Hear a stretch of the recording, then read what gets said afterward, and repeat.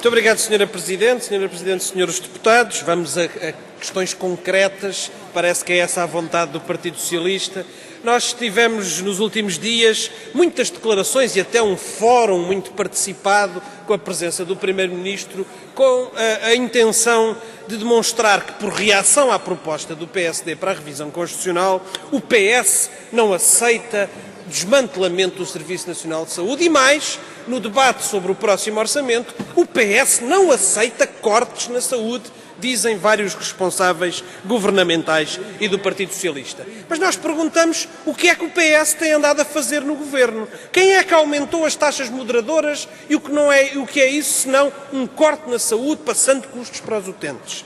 Quem é que aumentou os medicamentos durante os últimos anos e o que é isso senão um corte na saúde passando custos para os utentes? Quem é que estrangulou os hospitais públicos e provavelmente aí iremos encontrar uma boa parte da justificação para a aflição da execução orçamental em que o Governo parece estar, com contas escondidas nos hospitais públicos, nos hospitais EPE, sabendo nós que no último Orçamento de Estado, no Orçamento de Estado que está a ser aplicado, a verba para o Serviço Nacional de Saúde, na realidade, diminuiu em relação ao orçamento para 2009, se descontarmos o artifício contabilístico, mas que não corresponde a um aumento, de introduzir as verbas da ADSE logo no início do orçamento, verbas que não aumentam o orçamento em relação ao ano anterior, mas apenas mudam o momento, antecipam o momento em que são injetadas no Serviço Nacional de Saúde. Portanto, o orçamento para 2010 foi inferior ao orçamento para 2009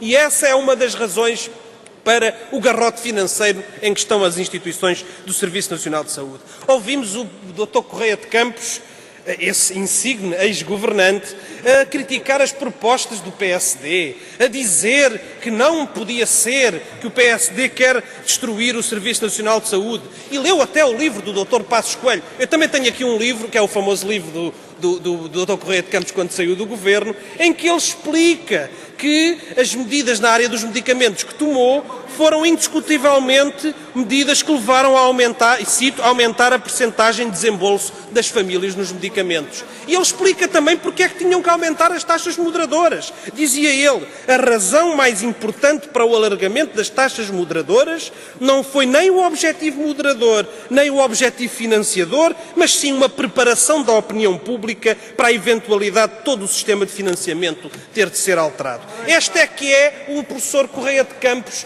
e a sua política de saúde. Eu quase que me apetecia dizer que ouvir o Dr. Correia de Campos a defender o Serviço Nacional de Saúde seria quase como ouvir o Secretário de Estado Laurentino Dias a defender o ex-selecionador Carlos Queiroz.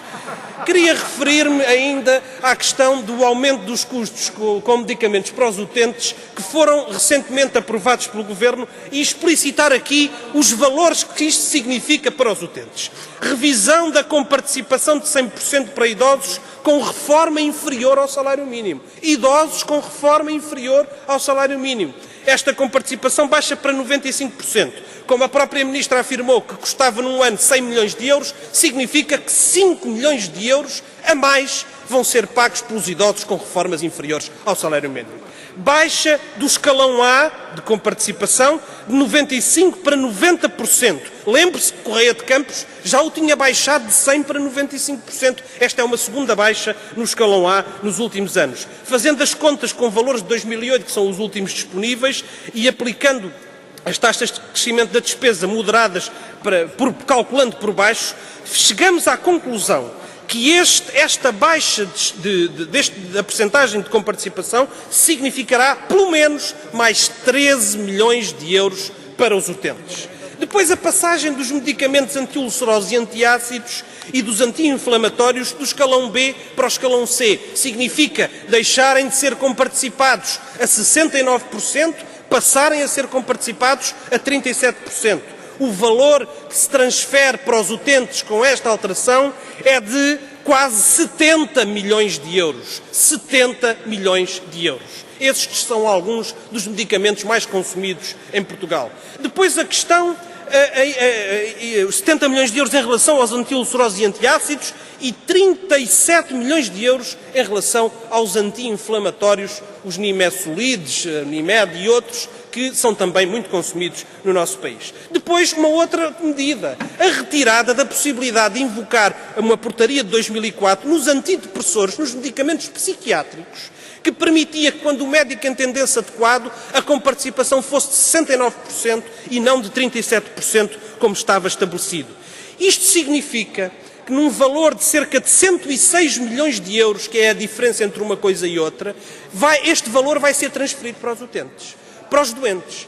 São pessoas que precisam destes medicamentos para terem uma vida estabilizada, para manterem a sua produtividade, a sua assiduidade ao trabalho, a sua estabilidade nas relações familiares. E muitos deles não vão poder pagar estes medicamentos e isso trará sérios prejuízos para as suas vidas e sérios prejuízos para os países. E mais, o Governo propõe que o preço de referência baixe novamente e que mesmo quando um médico receita um medicamento e o doente não pode trocá-lo por um medicamento genérico, seja o doente a pagar a diferença, uma diferença que agora será ainda maior. Essa diferença não é possível ainda comparticipar, mas serão certamente muitos milhões de euros. Só nas primeiras medidas, excluindo esta que não é possível calcular desde já, a transferência de custos para os utentes é de 230 milhões de euros. Pelo menos 230 milhões de euros que vão ser transferidos para os utentes e que o Estado vai deixar de comparticipar. E esta é que é a política de defesa do Serviço Nacional de Saúde que o PS nos apresenta. Isto são cortes na saúde, são cortes na vida das pessoas, são cortes no acesso aos medicamentos e, portanto, escusam de invocar a proposta do PSD, porque a vossa política é aquilo que o PSD propõe para ser incluído na Constituição. É por isso que nós dizemos, Sra. Presidente, Srs. Deputados, que não é possível continuar a resolver os problemas do déficit orçamental atacando sempre os mesmos, atacando sempre os que mais precisam, cortando na despesa social, que é o que o PS faz, e depois querer disfarçar esta política de corte social, esta política de abandono dos que mais precisam, com inflamados discursos ou sessões muito concorridas a querer defender o serviço, a fingir defender o Serviço Nacional de Saúde, que na realidade não defendem e que contribuem para afundar com a vossa política, mesmo que a queiram disfarçar com o vosso discurso.